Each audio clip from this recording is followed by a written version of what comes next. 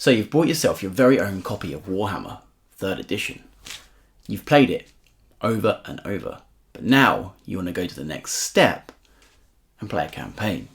How did you do that in the early 90s?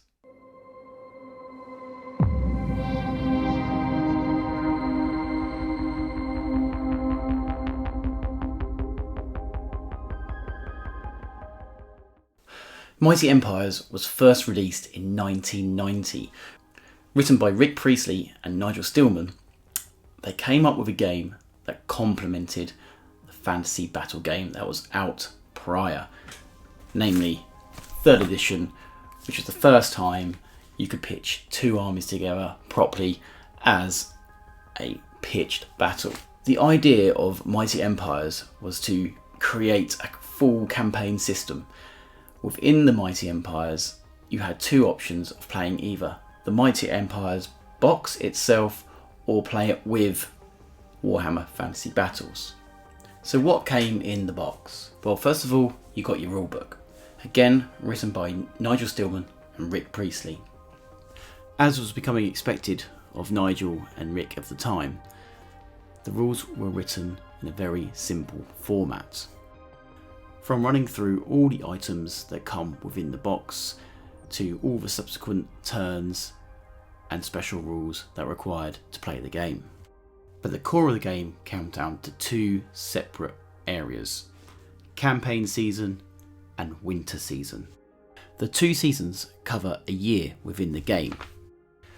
The campaign season covered 6 months or 24 weeks of activity. Each month was divided into 7 turns.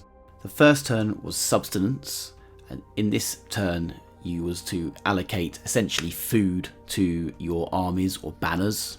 The second turn was scouting, to move to a new tile or an unknown tile. First of all, the player had to scout that tile. Turn 3 was movement. This is self-explanatory. This is where the banner got to move from tile to tile. Fourth turn was battle, so if there was any enemy banners in the way, there may be a battle to take place. Turn 5 was the siege turn, so any sieges that may be happening, this would happen in this turn.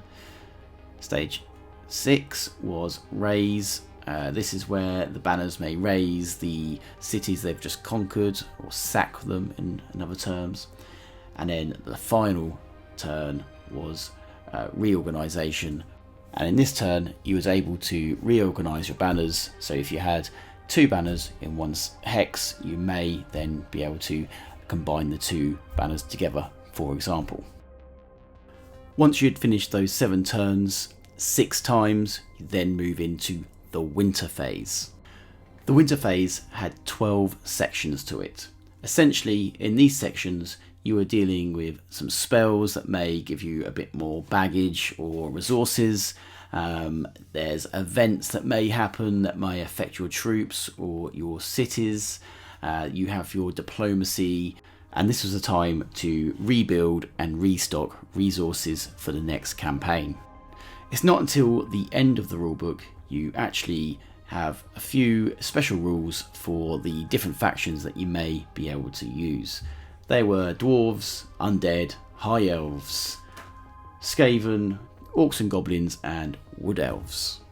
The rest of the contents of the box were all the markers and miniatures you needed to play the game. And you got as follows: 1 rulebook, 112 hexagonal map tiles, 15 city models, 45 village models, 15 ship models, 162 territory markers, 45 espionage counters, 76 baggage markers, some dice, strategic battle cards, 15 fortress models, 45 army pieces, these are the banners, 15 dragon models, 24 raised territory markers, 9 spell markers, and 1 sheet of self-adhesive flags. So that leaves one question: how was the gameplay? And in all honesty, this is something I can't answer at this moment in time. as I've not had chance to play the box game or have a campaign with my Warhammer armies. So all I have to go on is my research through the internet. However, it appears the consensus was that the box game is just a little too random, and therefore allowing random events and not the player's guile win out the day. This could be why we see the 6th edition release of the Mighty Empires not carry on with the box game format. However, that is not the end for this truly mighty game, as this 1990 classic was one of a few revolutionary box games by Games Workshop that allowed the user to play the game right out of the box. A marketing tactic that would change Games Workshop forever.